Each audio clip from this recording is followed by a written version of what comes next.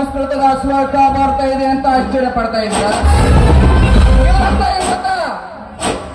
ಜಗತ್ತಿನಲ್ಲಿ ಅನ್ಯಾಯ ಅಟ್ಟಾಸೆ ಹೆಚ್ಚಾದಾಗ ಅವರನ್ನು ಮಾಡ್ತಿರುವಾಗ ನಮ್ಮಂತ ಕಾಳಗಣಿಕರ ದಬ್ಬಾಳಿಕೆ ಹೆಚ್ಚಾದಾಗ ಅದನ್ನ ಮಟ್ಟ ಹಾಕಕ್ಕೆ ಅಂತ ದೇವರು ಯಾವುದೋ ಒಂದೇ ರೂಪನಾಗ ಹುಟ್ಟಿ ಬರ್ತಾನಂತ.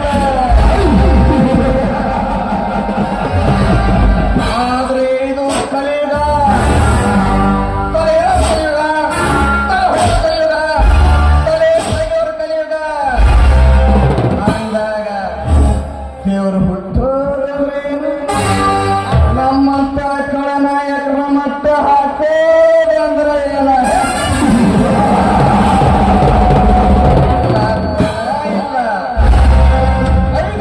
ಚುನಾವಣೆ ಬಂದ್ರೆ ಸಾಕು ಹೋಗ್ತಿ ಭಿಕ್ಷಾ ಅಂತ ಮನೆ ಮುಂದೆ ಭಿಕ್ಷಾ ಬೇಡ್ತೀವಿ. ತಿನ್ನಾಕ ಕೂಳಿಲ್ಲ ಅಂತಲ್ಲ, ನೀವು ನೀಡು ಒಂದೇ ಬೇಕಾಗಿ ಬಣ್ಣ ಬರೋದು ಮಾತ್ರ ನೋಡ್ತೀವಿ, ಇಲ್ಲ ಸಲದ ಕಥೆಗಳನ್ನ ಕೊಡ್ತೀವಿ, ತಿನ್ನಾಕ ಖಂಡ ಕೊಡ್ತೀವಿ, ಕುಡಿಯಾಕ ಖಂಡ ಕೊಡ್ತೀವಿ,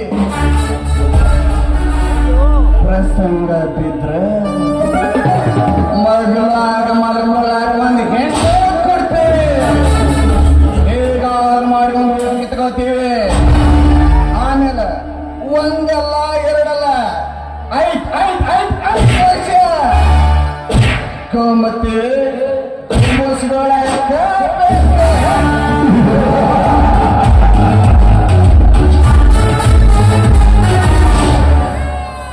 ಇದು ರಾಜಕೀಯ ಹಾಕುವ ಲೆಕ್ಕಾಚಾರ. ಇದು ನಿಮಗೆ ಅರ್ಥ ಆಗಲ್ಲ, ಆದ್ರೂ ಪಕ್ಕದವನಿಗೆ ಹೇಳಲ್ಲ. ಯಾಕಂದ್ರ ಎಲ್ಲರೂ ಬಿಜಿ, ನಾವು ಸಾವಿರ ನಮಗೆ ಹೆಚ್ಚಾಗೈತಿ.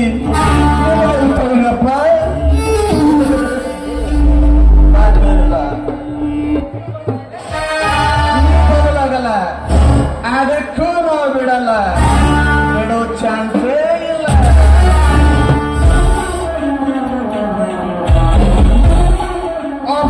ಪಂಚಬದ್ಧನು ಬೆಳಗಾಗೋದ್ರೊಳಗೆ 100 ಅವಕಾಶ ಪಡ್ತಾನೆ. ಇದೇ ಮುಸುಡಿನ ನಂಬಿಕೊಂಡು ಚುನಾವಣೆಯಲ್ಲಿ 500,000 ಹಂಚಿದೇವರಪ್ಪ, ಹೆಂಗ ತಕ್ಕೋಬೇಕ? ಭೂಮಿ ಮೇಲೆ ಒಂದು ಬೀಜ ಬಿತ್ತಿ ರೈತ ಅಂತಾನೆ ಆಶೆ ಪಡ್ತಾನೆ. ನಾವು ಆಶೆ ಪಡ್ತಪ್ಪ, ಬಿಸ್ನೆಸ್ ಬಂಡವಾಳ ಹಾಕಿದೀವಿ, ಬಂಡವಾಳ ತಕ್ಕೋಬೇಕಷ್ಟ. ಸರ್ಕಾರಿ ಶಾಲೆ ಮಾಡಿಕೊಡ್ತೀವಿ, ಸರ್ಕಾರಿ ದವಾಖಾನೆ ಮಾಡಿಕೊಡ್ರಿ, ಡಾಂಬರ್ ರೋಡ್ ಮಾಡಿಕೊಡ್ರಿ. ಹಿಂದು ಬಿದ್ದೆ ಗೋಚಾರ ನಿಮ್ಮಪ್ಪ ಅನ್ನಿಸ್ತಾನೆ. ತಲೆ ಮ್ಯಾಲ ಬಂಡವಾಳ ಹಾಕಿದೆ ಒಂದು ನಿಮ್ಮ ತಲೆ ಮ್ಯಾಗ ತಕ್ಕೋಬೇಕು. ಇದು ನಮ್ಮಂತ ರಾಜಕೀಯ ನಾಯಕರ ಹಾಕುವ ಲೆಕ್ಕಾಚಾರ. ಇದು ನಿಮಗೆ ಅರ್ಥ ಆಗಲ್ಲ, ಆಗಕ್ಕೂ ನಾವು ಬಿಡಲ್ಲ. ಯಾಕಂದ್ರ ನೀವೇ ಯಾವತ್ತಿದ್ರು ಅಲ್ಲೇ ಇರಬೇಕು, ನಾವು ಇಲ್ಲೇ ಇರಬೇಕು.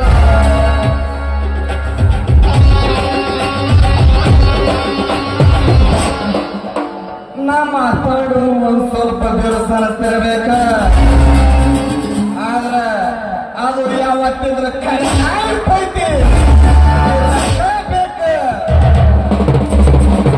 ನಾನೇ ಬೇರೆ, ನನ್ನ ಸ್ಟೈಲ್ ಬೇರೆ.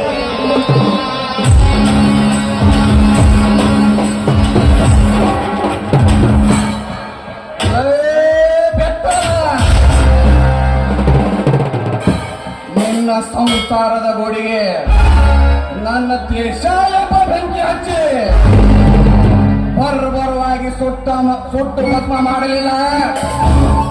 ನಾನು ರಾಜಕೀಯ ರಣಧೀರ, ವೈರಿಗಳಿಗೆ ಯಮಕಿಂಕರ,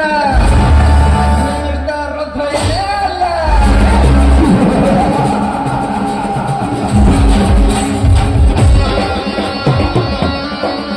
ಮತ್ತೆ ನೋಡಿ, ತಮ್ಮನ ಕೈ ಕಾಲ ಕತ್ತರಿಸಿ ಸ್ವಚ್ಛಿದ ಅವನ ಚರ್ಮವನ್ನು ನಾನು ಮಾಡುವ ಮೆಟ್ಟು ಮಾಡಿಸಿಕೊಂಡು ರಾಜಕೀಯ ಸಿಂಹಾಸನದ ಮೇಲೆ ಕುಳಿತು ರಾಜಿಸಲಿಲ್ಲ.